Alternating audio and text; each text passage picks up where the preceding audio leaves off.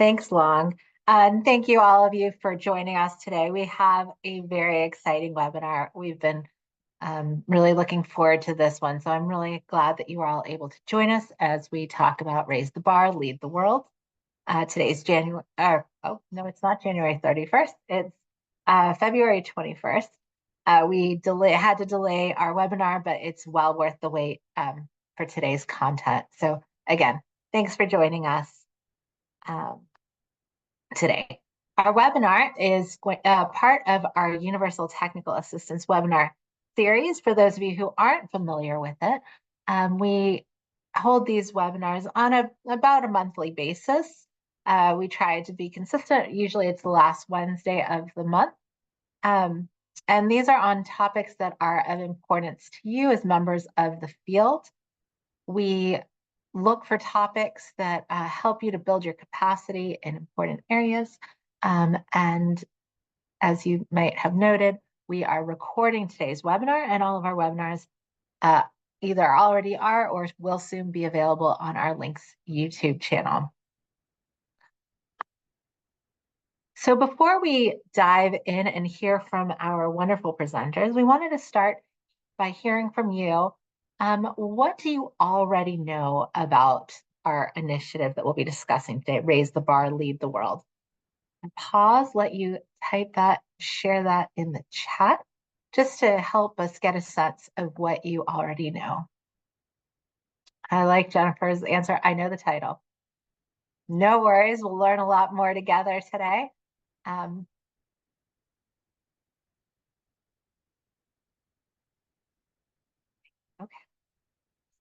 All right. Great.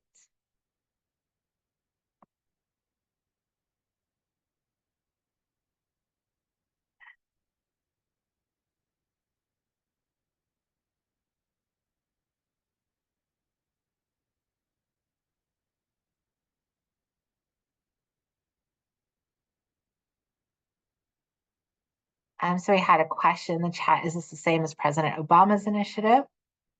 So maybe we'll get to that in just a little bit. But it seems like we have a lot of people who are new to this, which is great. That means that you're all in the right spot. So with that, I'm going to go ahead and introduce today's presenters. And you'll see why I'm this excited about them. So first, I want to welcome an extraordinary leader in education and abiding champion of innovative programs to support equitable outcomes for all learners, Assistant Secretary for Octave, Dr. Amy Lloyd. Assistant Secretary Lloyd has an extensive background in education, having designed and led programs across the United States to improve education and workforce outcomes while strengthening local communities. Before assuming her current role, Dr. Lloyd served as Vice President at Jobs for the Future, leading the organization's programs in college and career pathways, in workforce development, and in diversity, equity, and inclusion. Also very exciting, we have today with us Dr. cmoore as well, who serves as the Project Director for Octave's Links Technical Assistance Center. She is a principal researcher with the American Institutes for Research, where her primary responsibilities include a focus on equity, access, leadership, and continuous improvement efforts in adult learning and career pathways. She has extensive experience in adult education and career technical education, previously serving as a district level administrator, a secondary site principal, and as a secondary and elementary school teacher. So without further ado, I'm going to hand it over to Amy and Charisse to get us started. Wonderful, wonderful. Thank you so much, Marcella, for the introduction, and welcome everyone. We're looking forward to having an amazing conversation this afternoon with Dr. Amy Lloyd. And we are going to be diving right in to learn about Raise the Bar, Lead the World. Based on your responses in the chat, this is a great learning opportunity.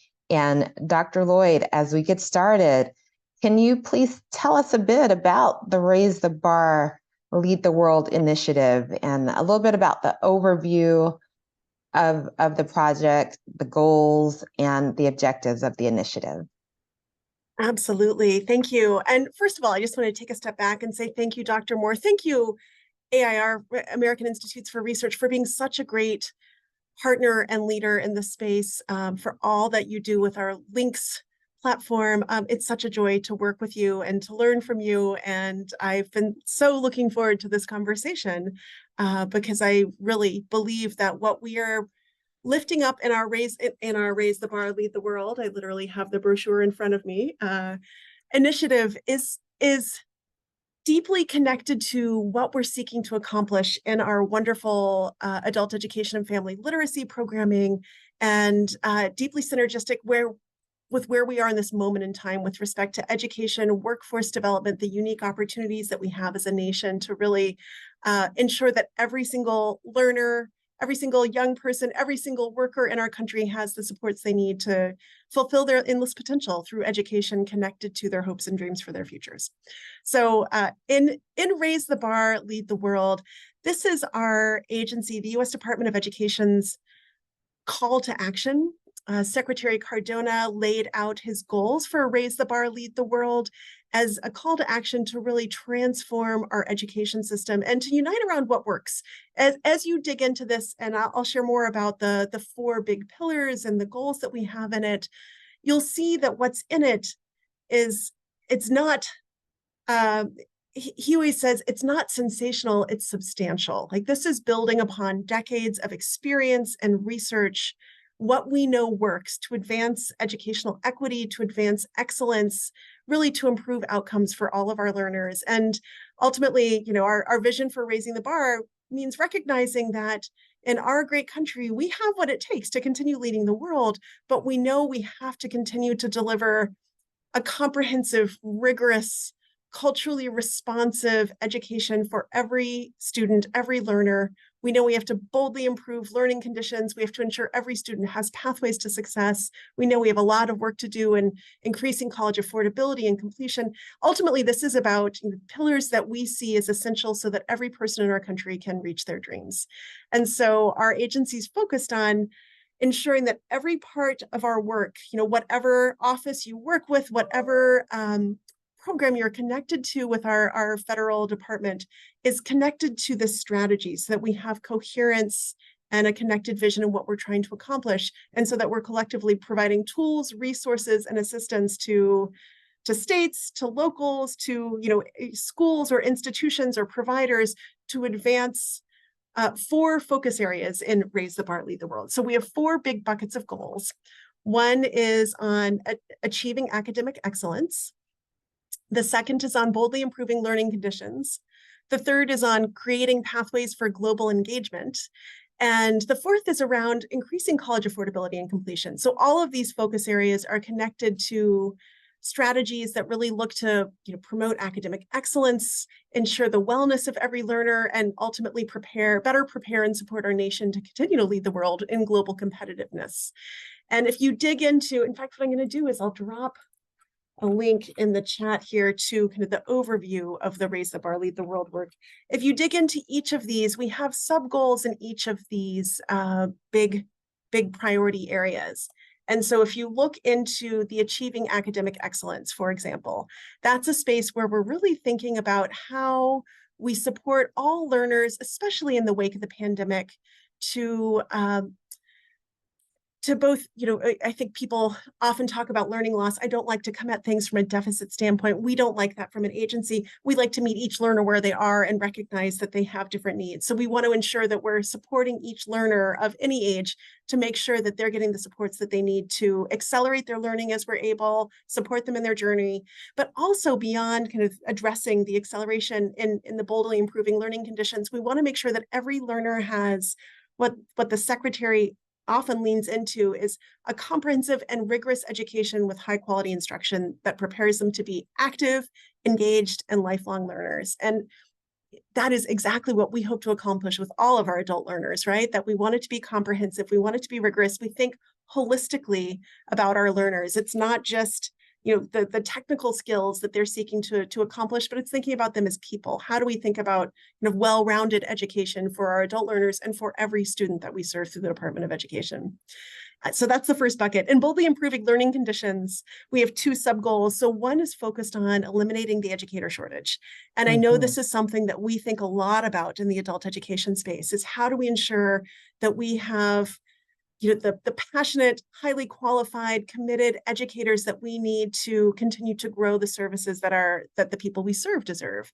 And so how do we make sure that we are recruiting, retaining, paying well, creating pathways for advancement, and strengthening pathways ultimately into adult education. I often talk with adult education educators, and I have yet to meet one who set out as a young person to become an adult education educator. Like, I feel like most people take very turns and twists that thankfully lead them to our space in AFLA, but I would love to think about what we can do on educator shortage in AFLA.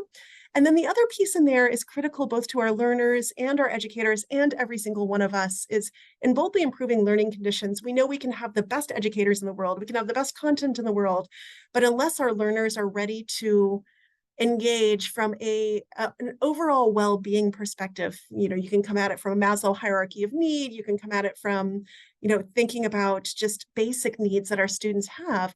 When we think about mental health and when we think about well-being, we need to think more holistically about our students. So when we boldly improve learning conditions, it's not just what happens in the classroom, it's how the classroom connects to community, connects to homes, and makes sure that our learners' mental health and well-being are supported. So those are the first two. I've got two more I'll quickly zoom through. On creating pathways for global engagement, you can tell I'm excited about Raise the World. In creating pathways for global engagement, this is really the space where Octay's work shines. This is really at the intersection of education, workforce development, and economic development, which I would argue is what we do in our adult education and family literacy services. And so we really are seeking to ensure that every single student, both in our P-12 system and in higher education and in adult education, has a vision for their future and the supports and pathways to get there. And so thinking about pathways to, post-secondary education and training, and I know we talk a lot about creating stronger on-ramps into college for adult learners, and also making sure that we're really blurring the lines and connecting careers into all that we do in our content learning. So how do we ensure that we're creating partnerships and ecosystems that really focus on career pathways for all? And another sub-goal in here that I love is providing every student or every learner with a pathway to multilingualism. And we serve so many incredible, talented, multilingual learners in adult education. And we're really seeking as an agency in Raise the Bar to lift up multilingualism and multiculturalism as superpowers so that we see them as assets that our learners, that our young people, that our workers bring to our classrooms and to our workforce. And while we're helping from the adult ed angle with English literacy, with civics education, with things like that, we also want to make sure that we're leveraging the superpower of multilingualism that many of our adult learners who come to us from other countries or even from within our own country bring in multilingualism. And then college affordability and completion, I would love to dig into this. I think this is where we have a lot of intersection with, I'd love to elevate ability to benefit in adult education more. How do we ensure that we really are creating meaningful on-ramps into higher education for our learners? But it's really thinking about how we increase financial aid. We've been really working hard as an administration on our commitment to doubling the Pell. We've increased Pell by $900 so far. We want to help colleges adopt data-driven strategies on degree completion. We really have been working hard on public service loan forgiveness. I don't know if you saw today, the president announced we are just amending our SAVE plan for repayment and forgiving, I forget how many hundreds of thousands more people's debt. So how do we make sure that higher education has a meaningful return on people's investment of time and money? So those are our big bars, is, how do we improve academic excellence, boldly improve learning conditions, global pathways, and college affordability and completion. That's a lot. It's a lot, and it is wonderful. And I know everyone, likely like I am, was taking vigorous notes to think about all of the wonderful possibilities and opportunities for the connections as you identified them within our work in adult education. Thank you so much for going over the four main pillars and sharing a bit of an overview about Raise the Bar, Lead the World. I am as excited as you are just from learning more about it and seeing those direct connections. I love where you started with it's not sensational, but it's substantial. And those substantial differences can really impact the work that we do in adult education. Yep. So let's continue on and think a little bit more about the way this will impact adult education and the changes that we will see. What changes do you anticipate adult educators will notice over the next year or so, given the Raise the Bar, Lead the World initiative? So I would love to learn from the field on how we can strengthen the educator pipeline for our adult educators. So Raise the Bar is really seeking to address the educator shortage across our entire educational spectrum, from P-12 through adult education. Higher education is facing challenges as well. And how do we address this shortage and invest in our existing educator workforce's professional development, ensure that their well-being is foundational to what we do, so that we enhance really the quality of instruction in all of our adult education programs. And so I think about improved working conditions. I think about better pay, think about retention strategies. I think about mentorship and induction. I think about ways that we're connecting our adult educators to career pathway growth opportunities themselves. How do we as a field better attract and retain qualified educators, period? And we're working with states, and so much of this is in how each state approaches this, but we're working with states to kind of reimagine how they think about education preparation across the board, including having scaled educator apprenticeship programs, registered apprenticeship programs, which we're really excited about. And so thinking about multiple pathways into the profession, and then thinking about for our adult educator world, I know that our adult educators come from so many different walks of life. So what are the supports that they need to thrive and be successful in the unique context that adult education provides? And really want to make sure that as we're pushing on governors, encouraging states and locals to kind of reimagine their systems, putting out guidance to the field, that we're putting out guidance that's really grounded in the real needs of our adult educators. So I would love to, over the next year, make sure that we are listening deeply to the field and that we're giving the right guidance to the policymakers, to the funding community, both public and private and philanthropic, and to our direct providers to make sure that we're all moving in the same direction to support our educators. They're the ones who bring all of our hopes and dreams for adult education to life with our learners, and we need to make sure that we're doing right by them. And I really look forward to leaning into this space more directly with you.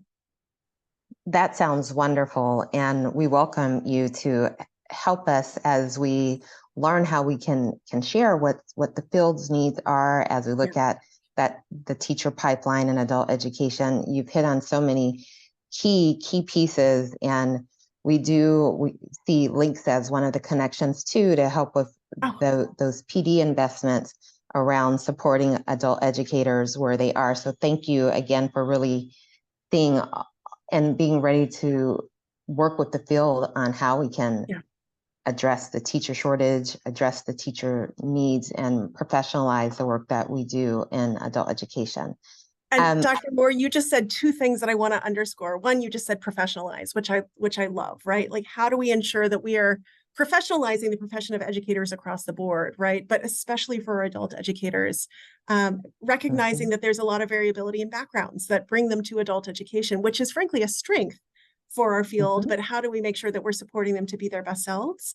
And then you mentioned links, which should have been what I led with in my response to you, because frankly, we in Octane and at the department see links as really our primary go-to in delivering so much of this PD, delivering so much of this community of practice building and engagement directly with the field through links. So links is really our superpower for making sure that we're connecting comprehensively.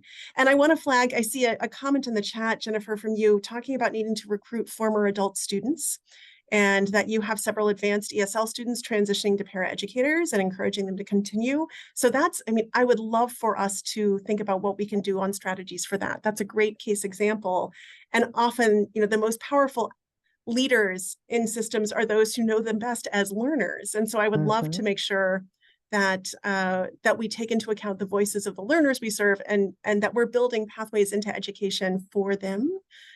This is just as true in the P-12 space as we're thinking about talent shortages, and we often orient towards like the external labor market of the big fields of manufacturing or healthcare or construction, whatever the in-demand fields may be. We need to make sure that we're elevating education and our own field in adult ed as a key area for career pathway growth. So I love that you called that out, Jennifer. Thank you. Absolutely. Thank you. Thank you so much for that. And thank you for the comments. We welcome comments in the chat. We also know we are going to have time towards the end of this conversation that we are having with the wonderful Dr. Amy Lloyd to give you the opportunity to ask questions as well. But please, we welcome comments in the chat. So thank you for sharing your thoughts as this conversation continues. So let's see, let's look at this a little bit more and think about what we can look to in terms of outcomes for our students. We've talked about changes that we will maybe see as adult educators, and we started to address a little bit about our students and how they can fit into this initiative. How does Raise the Bar Lead the World aim to improve educational outcomes for students across our different levels of education, really focusing on adult education in particular? Well, I will take a step back and say that, particularly for adult education, I want us to have an intentional and continued focus on how we both develop as a field and how we, at the federal level, but also at the state and local levels, continue to invest in evidence-based programs that really lead to stronger outcomes for our learners, both in the world of post-secondary, in the world of career, whatever they set as their self-determined vision for their future. And that we're able to measure that we're helping them meet their goals. That said, I know we operate, as our wonderful Title II of WIOA, the Workforce Innovation and Opportunity Act, we operate within the constraints of WIOA, and of course have, the primary indicators of performance that requires of us. And I would love for us to make sure that, of course, we're meeting and exceeding on what we're setting within the WIOA reporting requirements. But when I think about educational outcomes, I really think about how education is transformative for people's lives. So, and what I love about our adult education programs and services is that we serve such a from 16-year-old to, I've met 86-year-olds. I'm sure there are even older students that we've served, learners that we've served in our programs at some point, and they come to us with so many visions for what they want from our adult education programs, and we have the flexibility and the challenge of meeting such diverse learners and such diverse needs. And I would want to make sure that as we're thinking about what it means to have a rigorous, well-rounded, comprehensive education, that we take into account, what an 86-year-old grandmother who wants to learn to, read to her grandchildren better versus, newcomer to our country who might have advanced, degrees or credentials from her home country and wants to get English literacy and civics ed and connect in, to transfer or translate her credentials to the US, and everything in between of our adult learners who have incredible skills, but just need some supports in certain areas that they've targeted. How do we make sure that that's reflected in the language that we use at the Department of Education, that it's something that we're elevating to states, recognizing that adult education sits in different places from state to state too, but also that we speak with one voice about the multiplicity of opportunity of adult education. And so I feel like it's complex, right? There's a lot that we need to think about when we're thinking about improving educational outcomes. And really, I just want to honor each learner's journey into our programs and make sure that we're helping them get where they are to where they dream to be. And so that's my hope for Raise the Bar. I love that. And as you said at the start, that Raise the Bar is really about helping each person reach their dreams, and that is reflective in the outcomes. And we know that we do have performance outcomes through WIOA, and we also know that in adult education, we are helping every person reach their dreams within and beyond that. So thank you for validating and sharing that broad vision of what outcomes can look like as we think about how we are leveraging Raise the Bar. I mean, it's really inspiring to think about Raise the Bar, Lead the World, and the work that we do in adult education. It touches so many different people in so many different ways and at so many different points in their journeys, their life journeys, their educational journeys. So thank you for, again, helping us to see those connections. And Yeah. some of the comments that you shared, I'm looking in the chat, seeing some pieces here too. Thank you again, Katie, for your comments there. They speak to a bit about the strategies that Raise the Bar has as it looks to address the disparities in educational access and achievement among various demographic groups. As you shared the example of the 86-year-old student who has these needs versus a 17-year-old student who might have these needs. Yeah. Can you speak a little bit more about the strategies that Raise the Bar seeks to employ to address those disparities among our various demographic groups, and possibly share examples of what this could look like in an adult education program? Absolutely. And what I think I'll do is I will reverse engineer from what we are doing in our OCTAE national leadership activities and connect those into the Raise the Bar framework, because there's so much, not just parallelism, but direct intersection of how we think about serving, particular underserved populations and how we're designing our national leadership activities. And so I think from both a content area, I said before how essential adult education is to workforce development. So much of the growth in our adult education programs has been in expanding integrated education and training. So I think about IETs, and we have an expanded integrated education and training opportunities for adult learners, national leadership activity that's really focused on kind of getting back to our goal for Raise the Bar, really focused on promising practices in adult learning theory. How do we really think about how we bring together the best of what we know works in adult education and literacy with workforce preparation and workforce training, and make sure that we're preparing people for the incredible opportunities that things like investing in America are providing to our nation. We are investing $2 trillion across bipartisan infrastructure law, CHIPS and Science Act, Inflation Reduction Act, in high growth sectors that have good jobs that pay not just living wages, but thriving wages and offer career advancement opportunities. How are we ensuring that we are, with the lens on equity, serving our learners to make sure that they are ready to step into these in-demand jobs today, but really we're going to be creating millions of jobs over the next 10 years with this Investing in America opportunity, the majority of which are going to be in the sub-baccalaureate space. And so I feel like in order for us to fulfill our potential as a nation, we really have to ensure that we are serving every single adult learner with the connections to workforce. And so I think about, occupational segregation by gender, by race, by educational attainment, and how we, in adult education are directly tackling some of those biggest education workforce challenges and gaps through what we're doing in IET.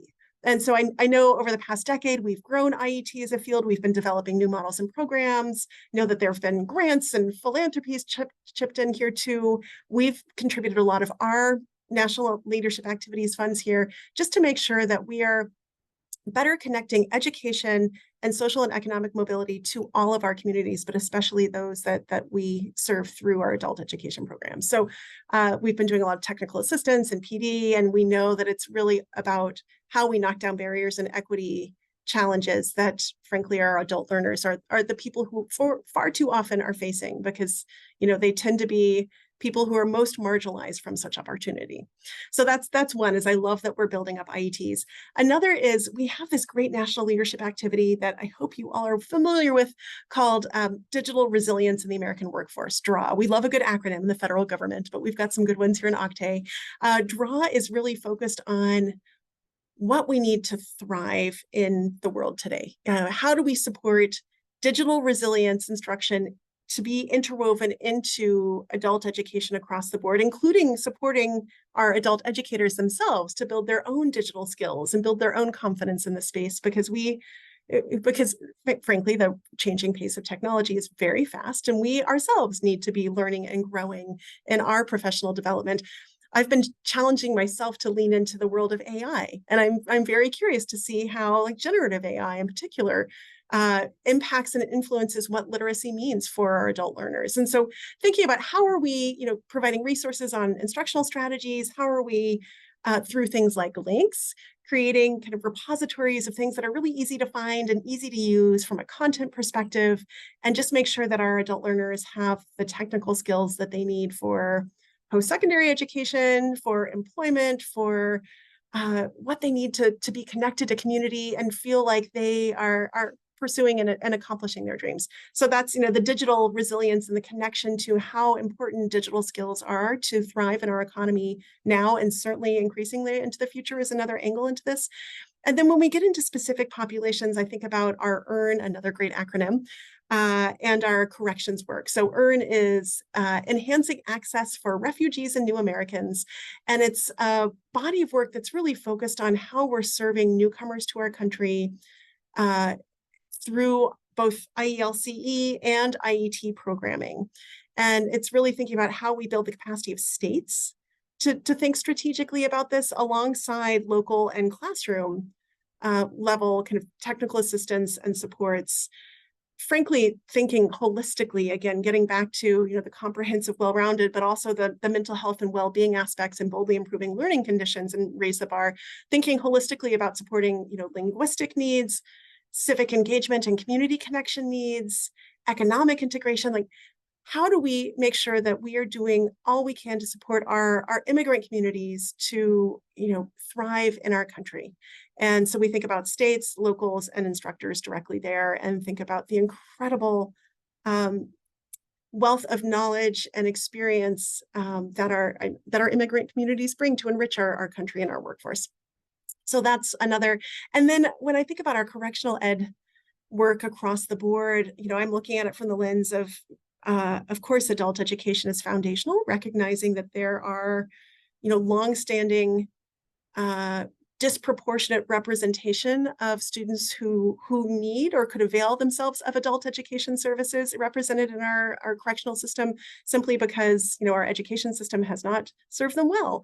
And so we want to make sure that we're providing a foundation of adult education to people who are incarcerated, so that they can then go on to pursue career and technical education and workforce credentials, or now with the full reinstatement of Pell for people who are incarcerated. Really want to make sure we're building strong ramps from adult education in corrections to, of course, CTE, but also higher education. So thinking about on-ramps into college. So we have, of course, the advanced IET body of work and IET in corrections, which is really exciting, and a bridge, think, across adult education into CTE and higher ed, and have been working with this incredible group of states that are really thinking about reimagining how they're designing an evidence-based service delivery system at scale in their correctional system. So again, thinking about holistically, I probably haven't answered your questions directly, but holistically, the disparities that our people are facing, and how do we make sure that we're really designing strategies to meet their needs? And I appreciate you answered the question perfectly, and you've answered all of them perfectly. With this one in particular, I just wanted to pause with one of the comments that you shared, is helping to fulfill our potential as a nation. And in our work, I don't know that we always see the connection that what we do and the initiative, the brilliant initiatives that have, and thoughtful initiatives that have come out of Octay to help us fulfill our potential as a nation, as we are helping our students. I just want us to pause and think about that. The work that we do really is critical, and advanced IET, draw, links, earn, IET and corrections, all of the initiatives that you mentioned are a part of the quilt, if you will, for helping us in adult ed to continue to have the tools and resources so that we can fulfill our potential as a nation through the work that we do with our students who do come from a variety of backgrounds and experiences within education. So thank you so much for honing that in and bringing really that close to projects, initiatives that we are familiar with. I know, thank you, Long, for adding those links into the chat for those who may not be familiar with the initiatives that have been laid out to help us with doing that work. Okay, let's continue. So we've talked a bit about the potential that is there for us to make those really important connections in adult education with Raise the Bar and Leading the World. We'd love to hear now if you could share some of the notable successes or milestones achieved by the Raise the Bar Lead the World initiative thus far. Always happy to share some successes from the journey, but recognize that this is always going to be a journey, right? I don't know that we will reach the top of the mountain and say, we've arrived. I think we will always have more to do and more to climb. And I'm excited to define, what the next direction could be to better strengthen the connections between what we're doing in our adult education programs and what Raise the Bar is seeking to accomplish. So I will pivot slightly and talk about how another body of work that I have the honor of leading is career and technical education. That's the in OCTAE. Such an inelegant acronym. It's kind of hard to say part of it at a time, but career and technical education, which I think does link back into how I think about IETs and how we think about education and workforce across the board. I joined this administration because I've never seen a president and a secretary so clearly center career pathways as the vision for transforming education. And so that secretary elevated creating pathways for global engagement as one of only 4 big pillars in his vision, in our administration's vision for what we need to do in education. And then the secretary has gone a step further and really issued a strong, bold, urgent call to action to the field to transform high schools, to better kind of blur the lines so that the world of secondary, post-secondary, and careers are not just aligned and better connected, but are really kind of integrated so that students leave high school with core experiences. And so we've launched a body of work called Unlocking Career Success that really is our vision for reimagining high schools to ensure that every young person has the keys that they need to unlock, whatever they seek to accomplish in their future. And it's building on the best of CTE. So it's building on things like work-based learning, dual enrollment, recognized industry credentials, but not just recognized. There are literally over 1 million different credentials that industry recognizes. What are the credentials that employers are seeking and putting on job descriptions, and how can we make sure our students are earning those? And then meaningful career advising and navigation supports. I would say those 4 things are just as relevant in adult education. But we started with Unlocking Career Success in the high school space, where we do have, a little bit more, I was going to say, like, ability to focus the work and a lens on equity, and that's where we can connect with every single student, right? If we're doing a whole school transformation, that's our last chance to serve every student who comes up through our system, excepting, of course, those who have already left high schools. I will put that on the table and honor that for sure. And part of this is we parlayed this priority into a new grant. It's only one of 2 new administration programs for education. The other is focused on ensuring that our post-secondary students have the integrated supports that they need to be successful. And then we have a grant called Career Connected High Schools, which is part of the Perkins Innovation and Modernization body of work, in which we just awarded 19 grants to state education agencies, community college systems, local education agencies, tribal education agencies, predominantly in rural communities. The vast majority of we got 161 applications from 43 states saying, yes, we know we need to transform high school to be more career connected and to ensure every student has, those 4 keys and pathways to bright futures. Tremendous demand. We only had $25 million. We were only able to fund 19, but it showed us this incredible appetite for a broader transformation. And so this has been one of the biggest successes. If you Google Unlocking Career Success, or I'll drop the link in the chat in a little bit, we have a whole website built out with resources by stakeholder group, with or like a guidebook, a playbook by stakeholder group on action steps to take, resources that have been crowdsourced from the field, other testimonials and ways to connect with how you strengthen career pathway systems. I would love to think about what the analog in the adult education space would be. So when I think about pathways, we started in the in-school youth space, but I zoom out and think about career pathways as a lifelong endeavor. Education is not something that's a one and done anymore. You don't go to high school, get whatever post-secondary education, launch your career, work your career, retire. It's now lifelong, as we know, like integrated learning and working over one's life-wide experience.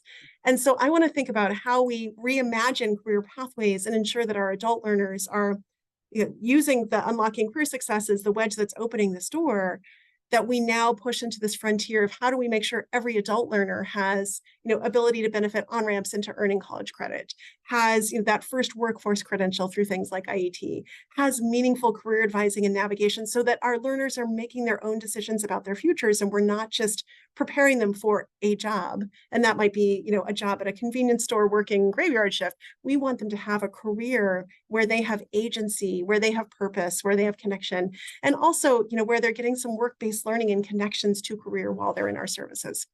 So I would say the biggest milestone is around career pathways overall. And I want to make sure that we are inclusive and expand this to connect with our wonderful adult education system.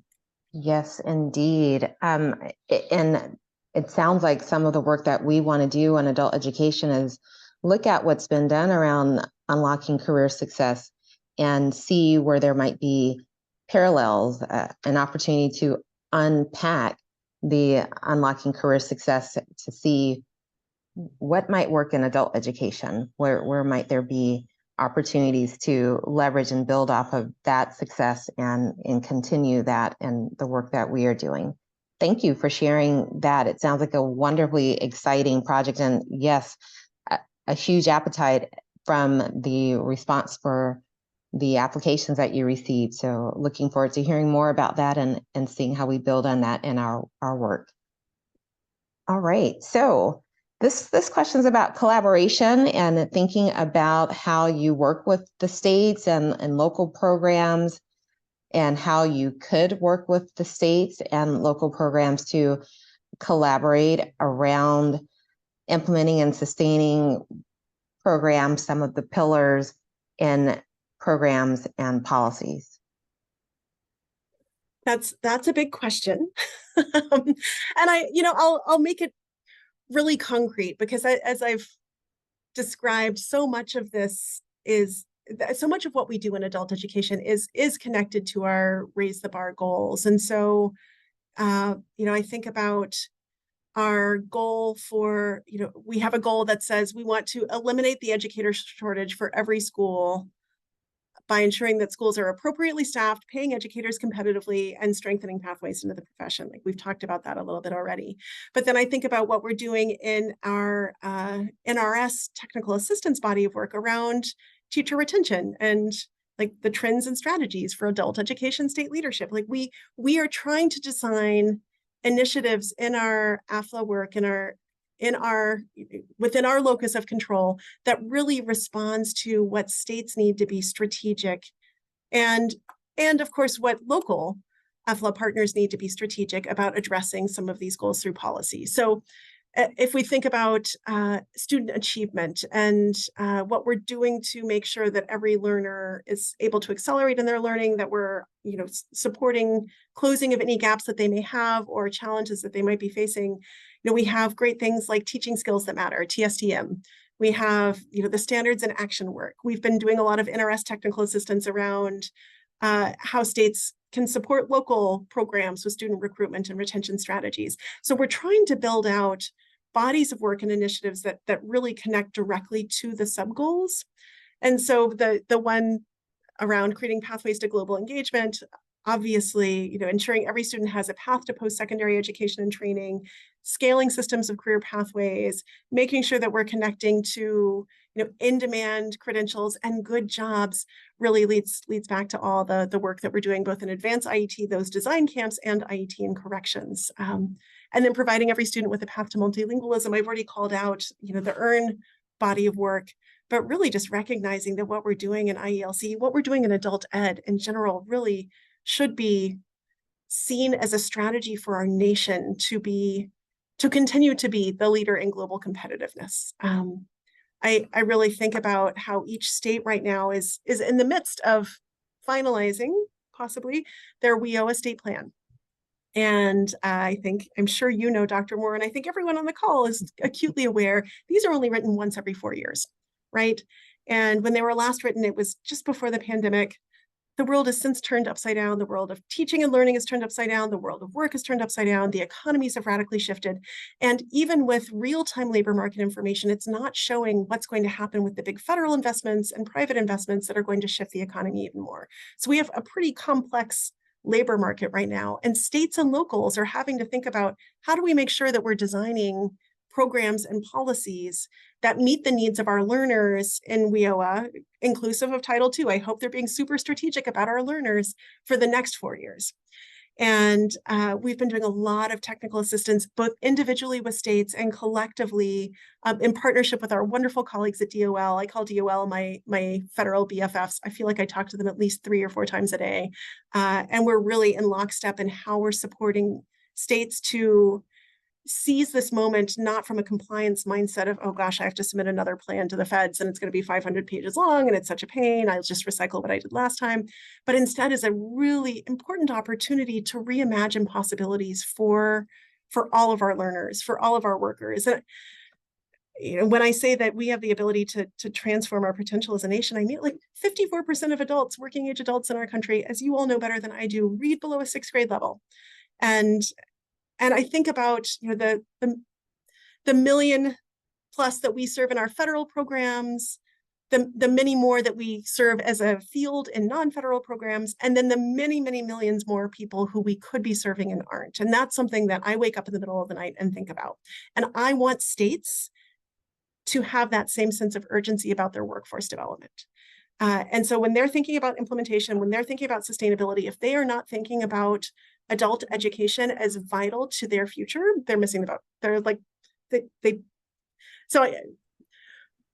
through my work and Raise the Bar, like my hope is that I help to create a sense, not just of urgency and because I feel like sometimes people are paralyzed by that sense of data, but a sense of agency to act in this space more strategically.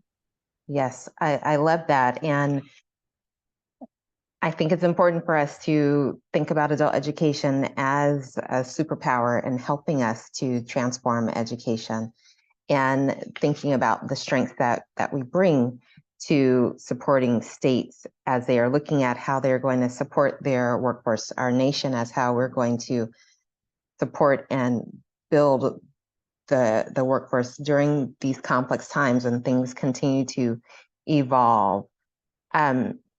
It is great potential that is there with this idea of reimagining the possibilities. And one of the big impacts of that is thinking about technology, which moves us to the next question, is really thinking about what role does technology play in the Raise the Bar initiative, and how do you see technology leverage to enhance educational quality and access? I wrote down AI. You mentioned AI earlier in some of the comments, and clearly it plays a role in helping us to reimagine the possibilities to enhance educational quality and access. So what role do you see technology playing? Yes. I mean, technology is so intertwined with our data. Like, we are on a technology platform right now. I think we live and breathe in ways that we take for granted. And yet we know so many of our learners are not necessarily as immediately engaged in technology in the same way that we may be in our day-to-day work. And so I think about how critical from an equity standpoint the integration of technology is for all of our adult education programs. It enhances their learning experiences. It can facilitate access to educational resources. That's why I'm so excited about DRAW and supporting digital literacy and digital resilience. And we learned through the pandemic, when all of us had to pivot radically to reimagining how we delivered, that from all of my listening sessions with the field and visiting many programs, what we learned is often technology helps meet our learners where they are in new and different ways, and that we need to hold on to some of the things that we've learned and the rapid adaptations we had to make to technology integration are things that should not just be like a Band-Aid or a bridge, but should be more integrated strategically into how we think about long-term synchronous and asynchronous delivery, hybrid approaches, so that we really can meet our learners and their needs, both from a geographic standpoint. Do they have transportation? Do they have childcare? Can they come into class? And from a time perspective, like, are they working when class is happening? Can they plug in after hours? And I think about how great Links is, think about online learning platforms and interactive educational tools, and how we can create more virtual learning opportunities and communities. And then I think about the world of work increasingly becoming hybrid and virtual, and how we build clear pathways for adult learners, for learners of any walk of life in our education system, to be able to make choices about, can I stay in my home community and work for a company that might be headquartered in another state, across the country, across the globe, and make sure that we're preparing our students, our learners, to be competitive for jobs that, frankly, were not necessarily widely available even 5 years ago, before the pandemic. And so technology is so interwoven. You're right about AI. Mhm. I do want to call out that we have an Office of Educational Technology here at Ed that has done some really great work in thinking about some foundational principles for AI, and making sure that we have some guardrails around quality and learner protection and equity, because the AI is so rapidly developing. But I was heartened by the research last year that MIT did on adults in the workplace with low levels of literacy, using generative AI to have more engaging work experiences and to improve their work outcomes. And so my hope for AI, I'm somebody who tries to replace fear of the unknown with curiosity. It's one of my mantras, right? Like, how do I not just be afraid of this, but lean in and say, how might we use this for good and for our learners? I hope it helps democratize access to great jobs. I hope it is a tool that our learners can start to integrate in ways that help them to thrive in accomplishing their goals. And so I feel like that's a new and emerging field. We do not have the body of evidence. We do not have a lot of practice yet in that space, but I would love to learn more there. And our Office of Ed Tech, beyond those principles related to AI, also just released a really great National Education Technology Plan for us as an agency to think about how we make sure that technology is leveraged to enhance quality and access across the board for our learners. So this is not just something I'm thinking about from Octave or for our adult education. This is a mandate for all of us to really reimagine what we're doing with tech. Wonderful, wonderful. And I know that we are working on doing that as we continue leveraging technology more and more and more in our work, to make sure that it helps us support our students and meet them where they are. I have a few more questions, and I know that we are, again, gracious for your time with us this afternoon, but it is just inspiring and enlightening hearing your thoughts on the connections of Raise the Bar and our work in adult education. And you answered some pieces of this earlier as you spoke to some of the federal initiatives that really support building the adult education workforce and helping to lay the foundations for professional development and technical assistance that are helping us to raise the bar. Yeah. Is there anything else that you would share related to what ways that the Raise the Bar initiative specifically focuses on professional development for adult educators, to make sure that we are well equipped to meet the evolving needs of our adult education students. Yeah, and how do we continue to learn as a field, and create learning communities amongst states, amongst locals, amongst direct instructors themselves, and ultimately, how do we ensure that we are all well equipped with the the evidence-based, the proven practices and strategies that are going to move the needle for our learners. And so I think about how challenging this is as a field, and am really grateful for things like links, and for the ways that we can convene and connect different learning communities around things. We need to lean into innovation. We need to stay current with best practices. We need training on integrating technology. We've already talked about Draw and how that's going to be supporting instructor capacity building and their own digital resiliency and digital skills themselves. We think about the challenge of differentiated instruction, and we started our conversation with describing different kinds of learners who come to us. How do we make sure that we're serving their needs in the way that they need it, and how are we providing culturally responsive teaching and learning environments for our learners? And so I just really want to say I would love to learn if anyone from the field has great practices that we need to know about and lift up. We'd love to do more of that and make sure that all that we're doing through things like links and our national leadership activities are as responsive as possible to focusing on this kind of PD, because we know it will always be a work in progress. Mm-hmm. Indeed. It is a continuing journey as we seek to really meet the needs of the field in these areas, because as we learn more and more about the changing demographic and audience that we serve, we know that focus on DI, differentiated instruction, the technology pieces, the time that you spent just around AI it's still revolutionizing some of the potential that we will need to understand more and need training and professional development around as well. So excellent, wonderful.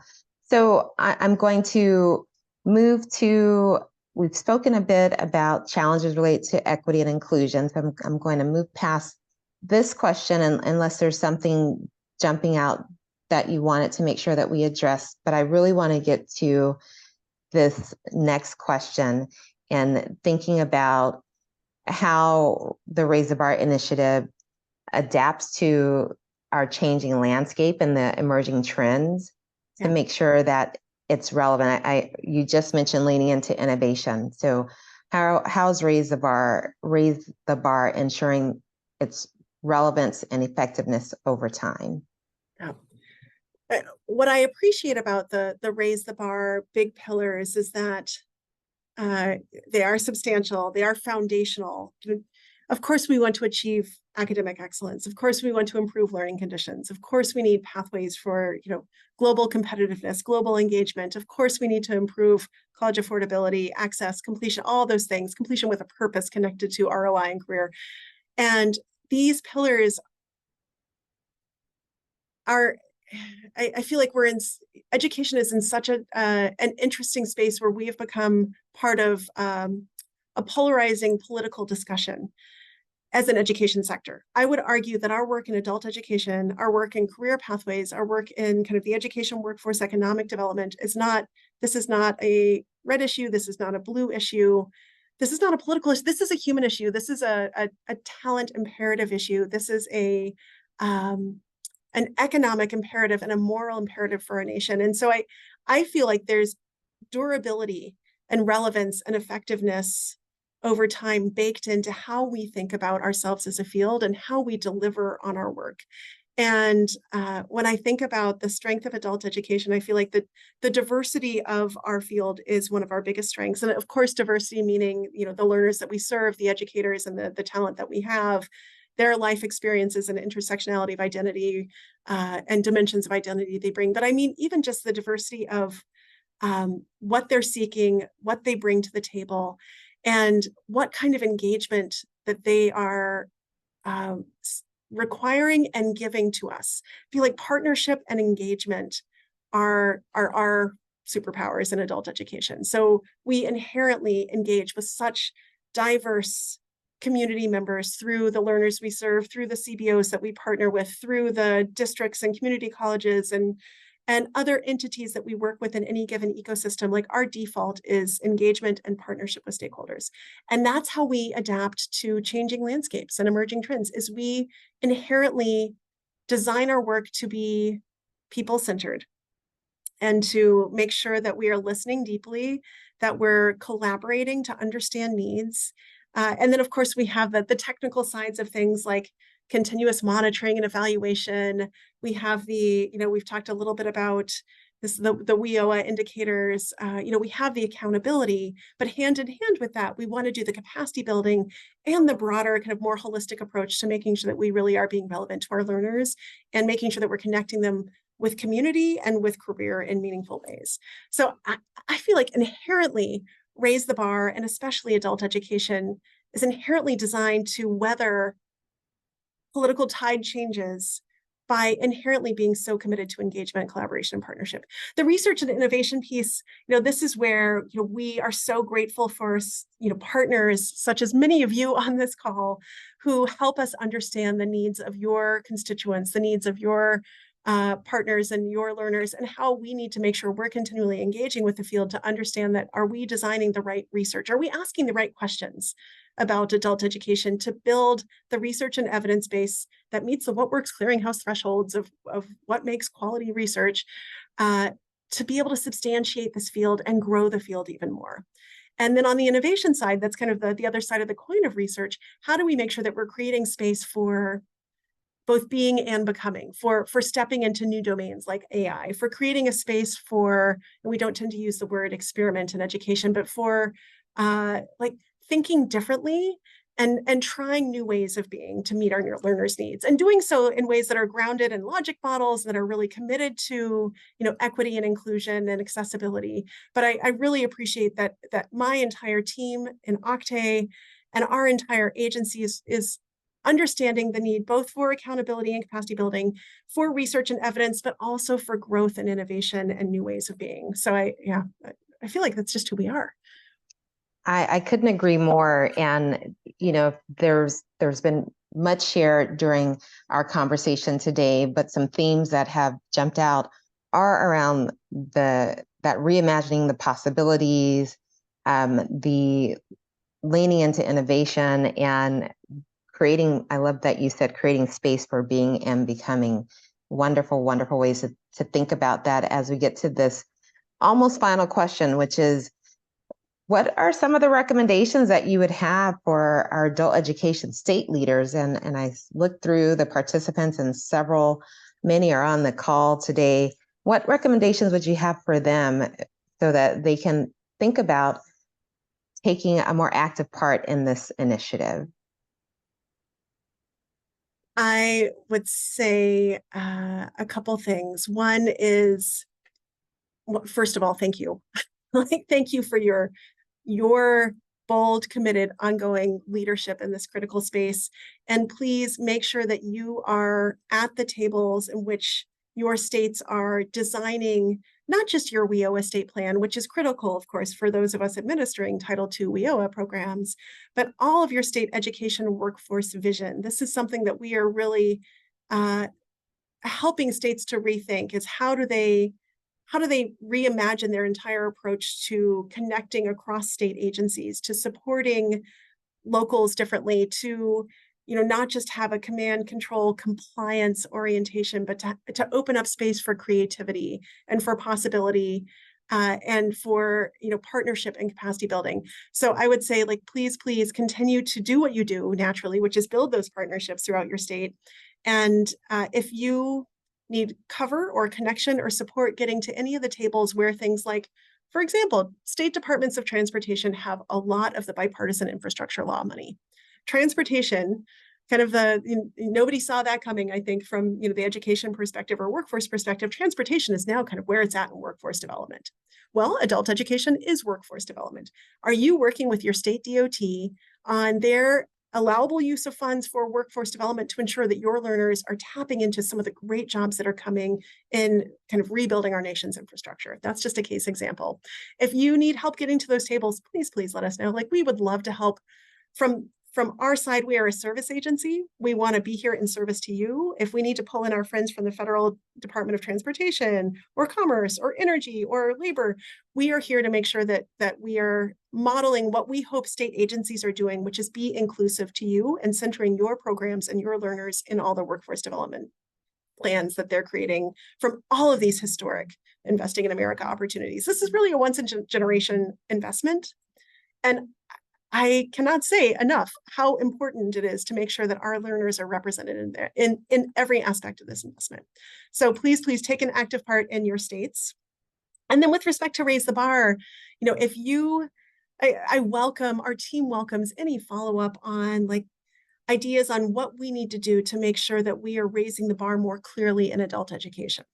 And I imagine that you share my frustration is perhaps too strong a word, my observation with consternation that often people do not see adult education in the education sector. Like, I feel like we are often the best kept secret from most people who think about education. And I want to elevate our visibility and reinforce to the hearts and minds of not just the education sector, but our public, to build public will for this work to continue to grow it. So if there are ways that we could be doing that more and better, I welcome that and welcome follow-up and partnership with you on doing more of that too. Well, I thank you, Dr. Lloyd, because you are helping us to do just that with raising the bar more clearly to see the connections to adult education. As we learned more about the initiative at Links, we made this a theme of the Universal TA webinars that we will have throughout this year. And we hope to elevate the connections as well with Raise the Bar, Lead the World, and adult education. Thank you so much for those recommendations. I know they were appreciated by the many who are state leaders on this call this afternoon. And then our final question is, what excites you the most when you think about the Raise the Bar initiative and its connection and role to adult education? I again go back to thinking about how essential our work is to meeting success in any of our Raise the Bar pillars. Like, when the bar is raised in education, all of our nation's students, but as I think about the lens on our adult learners in particular, are going to be building the skills, having the experiences, developing the vision to thrive, to succeed, to have rewarding, purposeful, joyful lives outside of the world of school. And that's inclusive of the world of work, but also in their family life, in their community life. I am so excited that Raise the Bar will help all of our learners to ideally raise to new heights in their educational trajectories, but also in their careers, in their lives, in their communities, making a positive difference in the world. And what I especially love about our adult education services is this is intergenerational work, right? Like, this is, we are doing as much as we can for the time that each one of us has on this planet. But the work that we're doing right now in adult ed is impacting, our learners' students, their children, which will have the ripple effect of impacting, generations to come. And I think many of I come from tribal communities and think about, how we think back multi-generationally and think ahead multi-generationally. What we're doing in adult education and Raise the Bar is really going to transform, our grandchildren's future. And that just gets me out of bed in the morning and gets me really excited to roll up my sleeves and keep working, knowing how hard this work is for all of us, keep working towards a stronger, better future in which we're raising the bar for all our learners. So I'm all in on this. Wonderful, wonderful. And so are we. We are right there with you. Thank you again for this wonderful opportunity to learn more about Raise the Bar and Lead the World. I'm inspired, I'm motivated, and I'm seeing comments come in about how well said all of your comments were about preparing for our future today through this wonderful initiative, Raise the Bar, Lead the World, and recognizing the critical and vital role that adult education plays in that initiative. Thank you for helping to elevate that. And we will turn it over again. Thank you, thank you, thank you. Turn it back over to Marcella, who will finish out our webinar. So thank you again, Dr. Voigt. This was wonderful. All right. Well, I'm just gonna repeat. I know we're gonna sound like a broken record. Thank you so much for sharing. I think we'll hear more or have more comments in the chat in just a moment, but I'm inspired. I'm so excited. I took more notes than I think I ever have on any of our webinars, and we always have really great ones. So really excited to hear about those very explicit connections. And please feel free to continue putting into the chat all of your praise. But I also want to encourage you, if you have any questions for Amy, to please put those into the chat as well while we have her, so that we can take advantage of having her with us today. So I'm just going to pause. So inspiring. Thank you. Great. Wonderful. You all are session. kind. Great thoughts on how adult education is part of this plan and solution. All right. Well, it sounds like not too many questions for you.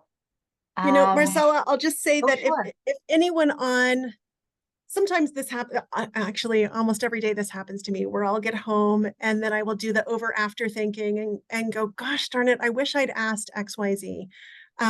If you wake up in the middle of the night and think of a question, if tomorrow something occurs to you that you would like to hear more from me or my team on, if you have ideas that you think we should know, please don't think of this as the one time you had some lady from the Department of Education talk to you about adult ed. Please think about as the time you interacted some with Amy, and know that if you have questions tomorrow or into the future, we are here and would love to hear them and work with you on them. Wonderful. That's so appreciated. And maybe to help with some of the processing, because I know that sometimes, like you said, you hear a lot of great information and you need to process. So we'll do that in just a second. We do have a question, maybe Sharice, for you. Which community is hosting the follow-up discussion? But maybe that's a rhetorical question. Thank you, Marcella. And that is a wonderful question. There will be continued opportunities to share your thoughts around Raise the Bar, Lead the World in actually all of our discussions. We've asked our moderators to all think about how this fits into their work in their world, because we want to elevate this initiative and our direct connection to it. So you'll be seeing opportunities to continue this conversation in your community groups over the course of the next several months and throughout the year, again, as we are connecting all of our Universal TA webinars to this initiative. Perfect. Well, thank you. So let's, to get you, all of our audience members thinking and perhaps coming up with some more questions for you, Amy, I'm going to ask our participants to share in the chat a little bit about your excitement. I know I'm super excited, but what about this initiative excites you in terms of what it means for your students?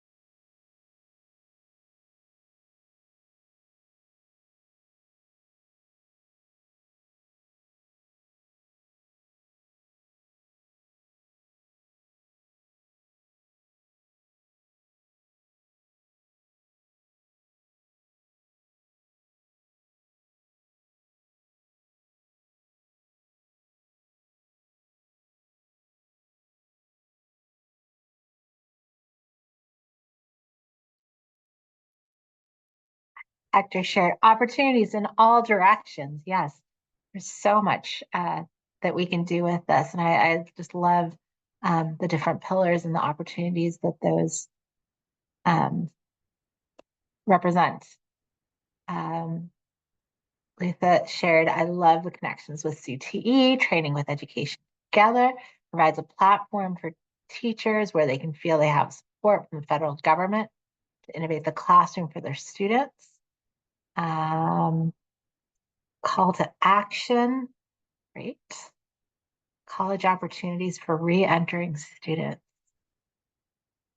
Focus on professional development for adult educators so they can feel better equipped to serve their learners.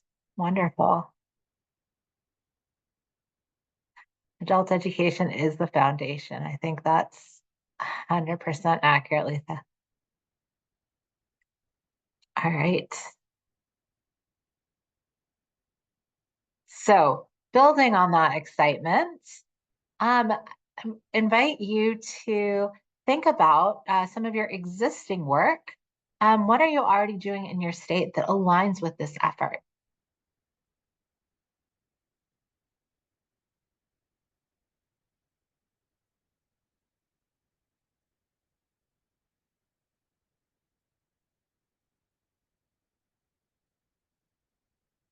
Carly shared that she loves the emphasis on professionalizing our instructors, providing more opportunities for our students, and our S Recruit and, and Retain initiative. Yep.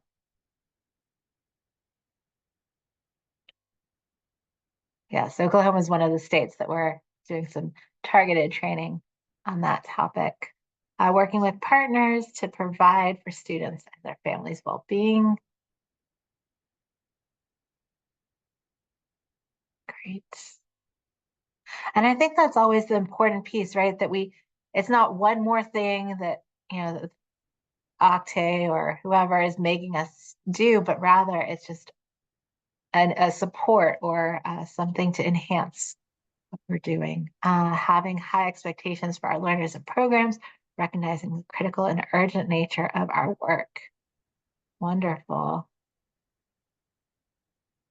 Expanding digital literacy efforts. That's so important.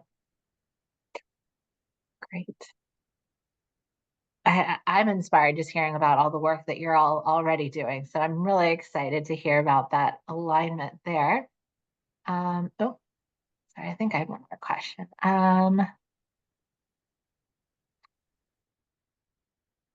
Danielle also shared that Utah has an ESL pathway for bus operators within the state department, transportation. Amy shared in the chat. There's a program memo on using funds for transportation and childcare. So I'll encourage you to click on that link and check that out. And concentrated support for programs around distance education and technology integration. Wonderful. Okay, so just before we get or leave, just so that it's not one of those one more webinar and then you forget about everything that you did or everything that you learned, even though you're super excited. I want you to think about some next steps that you're going to take. So what is one step you'll take in the next month in your state or program to raise the bar and lead the way? It can be building on something you're already doing. It could be checking out and thinking about how to implement the information from the memo that Amy just shared.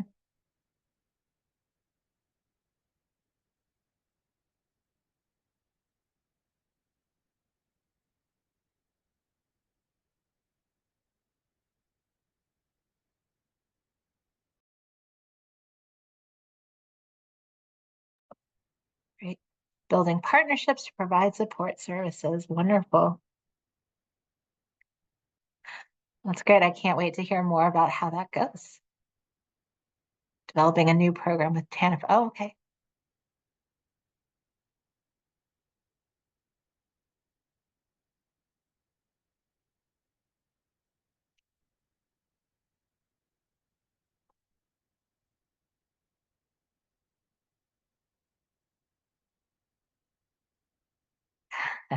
All right. Phil shared most important thing is never take a step back. Great. Wonderful. And, it might be something as simple as checking out the website and learning more. Um, Amy shared a great overview, but the website shares a little bit more detailed, nuanced things. You can see some examples of what states are doing. I think maybe some of them are more K-12 focused, but there's some great ideas of things that you might want to try out. Cheryl shares thinking about how this initiative and these ideas can inform the NTI planning. Wonderful. All right. So continue to think about those. And again, if you want to learn more, you can visit the website, www.ed.gov/raisethebar. And Long shared the link in the chat yet again, that you have that easily accessible.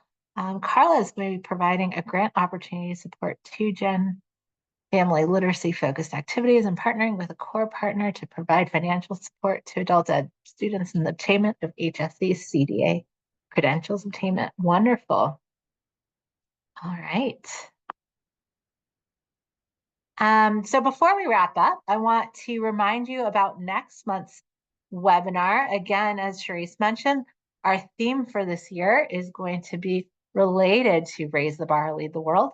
So we'll be digging into one of those focus areas, achieve academic excellence, and we'll be exploring the strategy, accelerate learning for every student. That will be on March 27th, same time as today, from 3 to 4:30 p.m. Eastern, noon to 1:30 p.m. Pacific.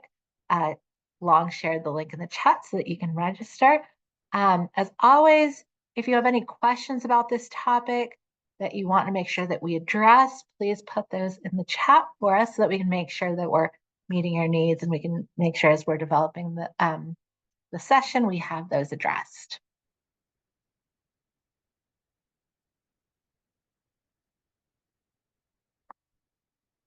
All right. We'll leave the chat open so you can put those questions, any questions that you might have come up with as you were reflecting about all the wonderful information that you heard today. But as you do, I want to say thank you again to Amy for sharing, inspiring all of us with your words, and motivating us to continue to raise the bar and lead the way. We are all in this together. Thank you, everyone, for your leadership and what you do every single day. I'm so inspired by each of you. So here's to the great work ahead. Onward and upward. Raising that bar upward. Yes. Yes. Love it, love it.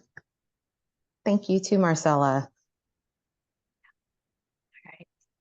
Well, thanks, everyone. And hopefully we will see you back here next month to do some more learning together.